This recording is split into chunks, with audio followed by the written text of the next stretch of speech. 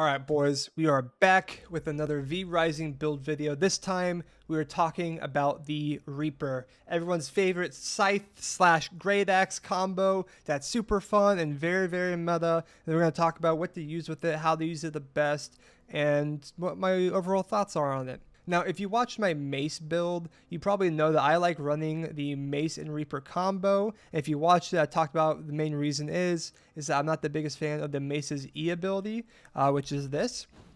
Similar things go down with this build, so I'd recommend thinking about that as you're working on using the Reaper and what I think it's best used for.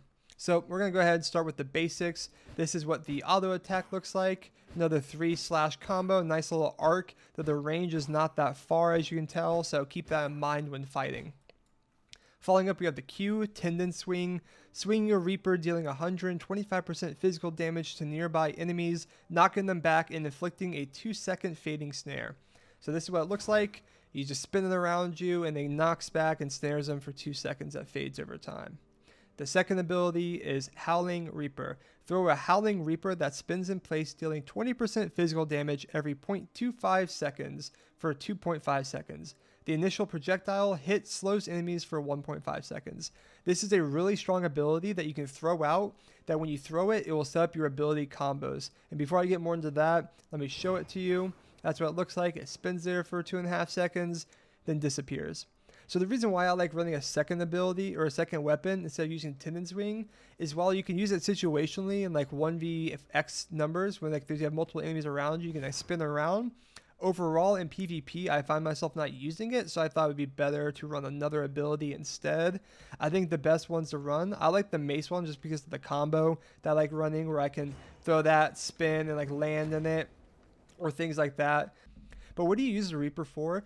Well, you use it mainly for those who are interested in going in mage builds. And there are two reasons why. Reason number one is because the Howling Reaper slows so you can set up abilities.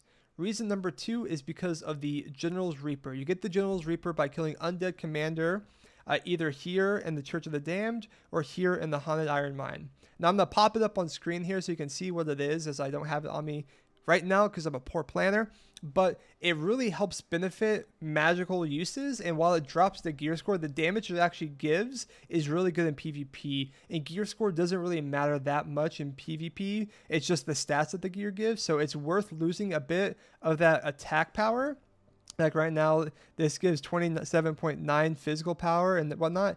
It's worth dropping that for that increased spell damage. You'll end up getting a decent more chunk of damage by using it, even though your gear score drops. So keep that in mind. That's the big reason why people will use this as a mage build, is because of the slow here, and then the ability to have General's Reaper, which is one of the few, if not only, unique weapons in the game, outside the ones that you craft, that will enable mage builds, or like wizard builds or spellcasting builds, whatever you want to call it. So what do you run with it? In terms of the dash, I personally like running Veil of Illusion. I think that's a common one you'll see a lot of ranged people run, as it gives you that kind of redirect where you can cast it back, and well, I didn't cast it back in time, but it lets you redirect back and forth. So you dash towards input direction and elude nearby enemies for 2.2 seconds. Your next primary attack deals 25% bonus damage. You spawn an illusion that throws projectiles that deal 40% magic damage. So you're getting extra magic damage shooting out because you're going to be running for sure a Scholar build with this, right? And then you can recast to your starting spot. So it's nice because you can jump out and then you can recast back in. There'll be illusion when you first jump and illusion when you second jump. This is nice because you can play very tricky with your opponents, where you can dash away and they might sit on it, and if they chase after you, you can kind of dash back. It's just really nice to have that outplay potential and able to kind of dodge away and have the ability to outplay your opponents. If you don't like that one, the second option that would run would just be Veil of Chaos. While the travel distance is a bit shorter, the benefit is that you can use it to dodge multiple abilities. So Chaos Volley 1 shoots at you, Chaos Volley 2 shoots at you. It allows you to kind of be able to sidestep abilities that enemies might use to engage on you and keep your distance as kind of a more mage-focused build. So what do you run with it? Number one, primary ability. You must please run this ability if you're going Scholar Reaper. Chaos Volley, the best DPS ability in the game. You launch two Chaos Bolts in a sequence that burns 125 or deals 125% magic damage and inflicts Chaos Burn.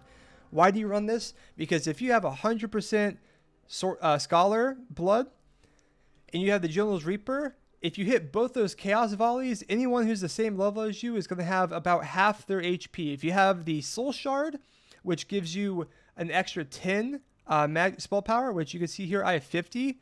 So that would give me up to 60. Normally, I have like 37, 40 without 100% Scholar, because I get the increased spell power. So it's a good chunk. If you keep that in mind, you normally have like 37 to 40. You get 10 more, and then you have 100% Scholar that increases that as well. You have guys that we were fighting with who, if they hit their Chaos Volley on us, they would chunk us. Here we're trying to raid the Dracula of the server, who has the Soul Shard and this build like I'm talking about. You can see here as we give him chase, I make the foolhardy decision of face tanking 2 of his shots. The first one you see deals 128 and then 134 damage. That's insane. It is the strongest pure damage ability in the game. Please run it. If you're going this Reaper Scholar build, you will chunk your enemies with it. It's the best combo in the game. In terms of your second ability, that's where you have some creative freedom. My buddy Rich was running Void earlier. He liked that a lot because as he was fighting, he was able to use it and kind of pop it down. And if you have the 20% chance, if you're lucky, you could theoretically get multiple of these down. And it just creates this huge volley that individuals have to waste their mobility movements to dodge that allows you to hit Chaos Volley. And if they don't, they take a good chunk of 70% magic damage, which is an incredible amount because of this. And you can stack these up. So there's a lot of outplay potential with that. I'm a big fan. The other common ones I see is Purgatory, because the Purgatory healing scales off your spell power. So you can just like heal yourself for a lot of health by running that. So that's the other common one. That's kind of the build I run, is Chaos Volley Purgatory with Scholar. And I run the Reaper and the Mace. The Mace just because I like the engage and the Purgatory, or the ability to kind of dart out again and have more mobility. But that's the other very strong one. Lastly, in terms of if you're looking for some other things, you could run Sanguine Coil with it. Like I mentioned, my top abilities. This is a strong one that you can be versatile with healing or hurting. And again, it is based off your spell power. So it's a good chunk if you're running this full Scholar build to kind of heal yourself and damage enemies, or heal your allies and heal yourself. And then lastly, the only other one I would probably recommend for this build, if I can find it, would be Crystal Lance. This is a really good opener. It deals 150% magic damage and then shoots out. The only downside to this ability is it has a large cast time. So it's a really good opener if you're ambushing someone, but it is a bit more niche of a build. And then finally, in terms of ultimate ability, you have a few options. Obviously, Arctic Leap is nice just for the pure 225% magic damage, but that does put you in melee form, which isn't necessarily what you're trying to do per se, that you definitely can. Like you'll see plenty of times that I will do just because I'm running the Mace and have an aggressive playstyle. Obvious options are Chaos Barrage. You kind of shoot out these barrages. 3, 4. Nice damage, good chunk. Just if you want to continue the raw DPS, I also think Merciless Charge is good. And then lastly, I would maybe recommend Summon Fallen Angel or Heart Strike, because Heart Strike might be the best because you add mobility. You can kind of use Illusion to kind of dodge around, and then you deal 150% magic damage and you heal yourself for 150% of your spell power.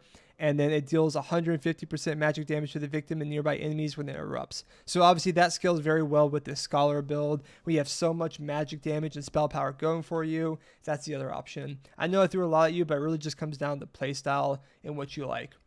And yeah, that's my Reaper build. Let me know what you guys think in the comments below if you have any questions or thoughts, and hope you enjoyed. Thank you.